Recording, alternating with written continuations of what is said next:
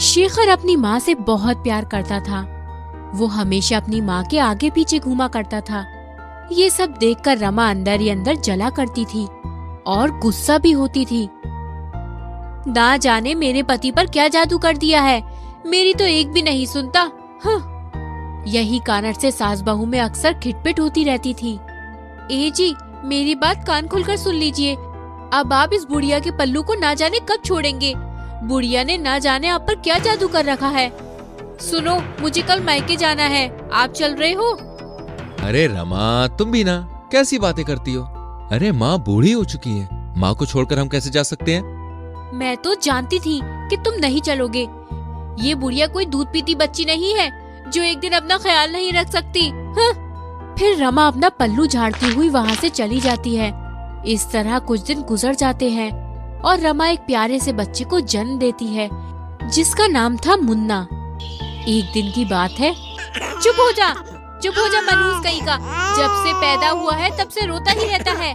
चुप हो जा, नहीं तो एक थप्पड़ लगाऊंगी। ये सब देख रमा की सास बोलती है, अरे बहू, भला बच्चे को कोई मारता है क्या? बुढ़िया, मुझे तुझसे सीखने की जरूरत नहीं है कि मेरे बच्चे को कैसे पालना है। मैं इसकी माँ हूँ, मैं जानती हूँ। मुझे राय नहीं दे तो ही अच्छा होगा तेरे लिए। रमा की ऐसी जली बुरी बातें सुनकर लक्ष्मी वहाँ से चली जाती है। एक दिन की बात है, मुन्ना रो रहा होता है। ये सब देख लक्ष्मी रमा को आवाज लगाती है, अरे ओ बहू, मुन्ना बहुत देर से रो रहा है। लगता है मुन्ने को भूख लगी है। इसे अभी तो दूध पिलाया था मैंने, इसे इतनी जल्दी भूख लग गई। फिर से पिला दो, लगता है भूख ज्यादा ही लगी हुई है। इसका तो सारा दिन का काम ही रोना है, जब देखो रोता रहता है। इसको दूध पिलाने के चक्कर में मेरा फिगर खराब हो गया है। आप तो दिन भर घर में ही बगैर काम के पड़ी रहती हो। आप ही डिब्बे वाले दूध से पिला दिया करो। अभी मेरे सर में बहुत दर्द है, मैं नहीं पिला रही। ये कहकर रमा वहाँ से चली जाती है। लक्ष्मी को बहुत आश्चर्य होता है। मुन्ना मुन्ना, मेरे पोते को भूख लगी है, अभी तुम्हारी दादी तुम्हें दूध पिलाएगी। और लक्ष्मी पोते को दूध पिलाती है और मुन्ना चुप होकर सो जाता है। मुन्ना जब रमा की गोद में रहता था तो रोता ही रहता था और जैसे ही वो दादी की गोद में जाता तो चुप हो जाया करता था। एक दिन मुन्ना दादी की गोद में आराम से सो रहा होता है। ये देख रमा को बहुत गुस्सा आता है। ना जाने इस डायन ने मेरे बच्चे पर क्या जादू कर दिया है।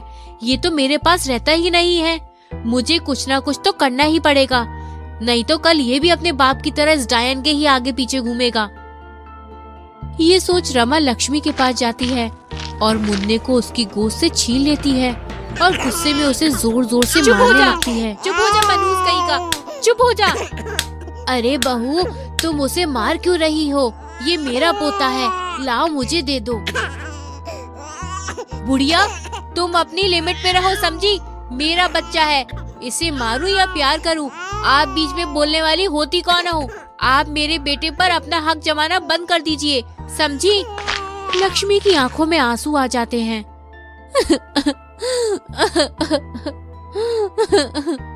तभी वहाँ शेखर आ जाता है और माँ से पूछता है, अरे माँ, क्या हुआ? तुम रो क्यों रही हो? माँ, रमा ने तुमसे कुछ कहा है क्या? शेखर की आवाज सुनकर रमा वहाँ आ जाती है और चिल्लाते हुए बोलती है, ओहो, तो देखो कितनी भोली बन रही है। अब हम दोनों पति पत्नी के बीच आग लगाना चाहती हो। क्या बकवास कर रही हो तुम रमा?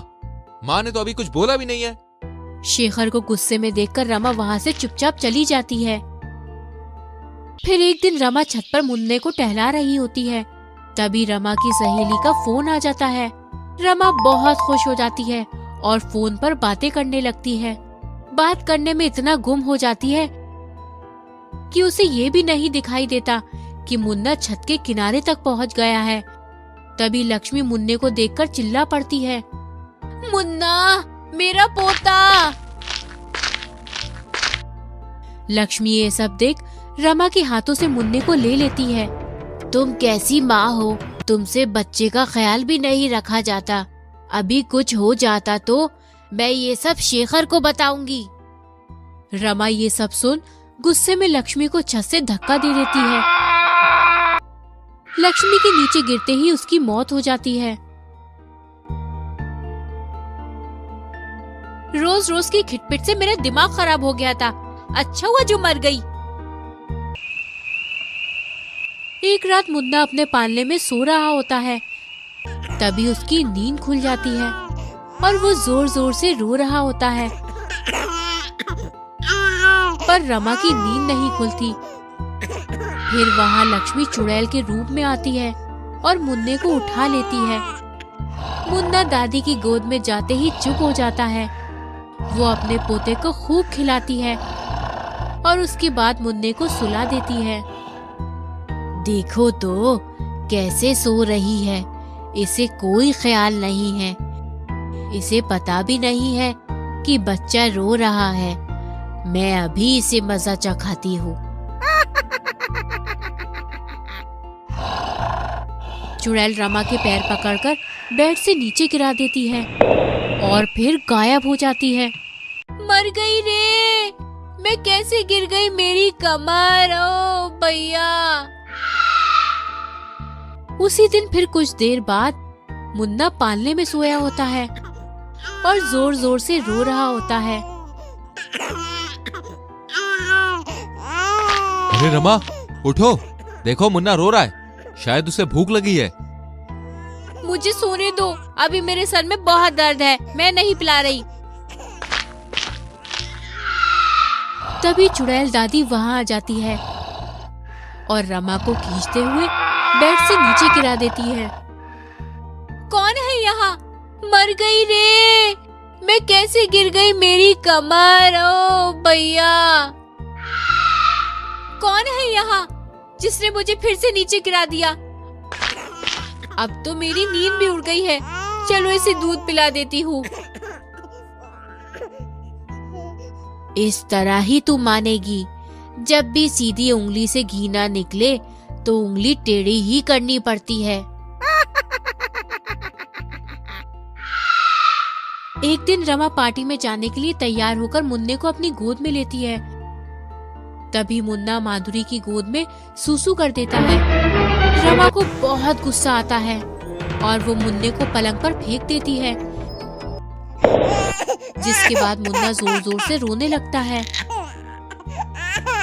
ये सब देखकर शेखर को बहुत गुस्सा आता है। ना तो तुम अपने बच्चे का ख्याल रख सकती हो और ना ही घर का। अरे तुम्हें तो सिर्फ मतलब है अपने फैशन से। अभी मुन्ना को कुछ हो जाता तो? मेरा दिमाग मत खराब करो, ऐसे भी मुझे कोई शौक नहीं है बच्चे पालने का। तुम्हें ही संतान चाहिए थी, तुम ही पालो। शेखर शांत हो जाता है, फिर बोलता है, जाओ मुन्ना को देखो कितना रो रहा है। अरे रोने दो, ये अभी चुप हो जाएगा। मुझे अभी अपने कपड़े बदलने पड़ेंगे, कहीं पार्टी में जाने में देर ना हो जाए। मुन्ने का रो रो कर बुरा हाल हो जाता है। तभी वहाँ चुड़ैल दादी आती है और रमा को जोरदार थप्पड़ मारती है। चुड़ैल, तुम कौन हो? तुम्हें क्या चाहिए? मुझे पहचाना नहीं, मैं मुन्ने की दादी हूँ। माँ जी, आप चुड़ैल कैसे बन गई? शेखर ये सब देख माँ से पूछता है। माँ, ये सब कैसे हो गया?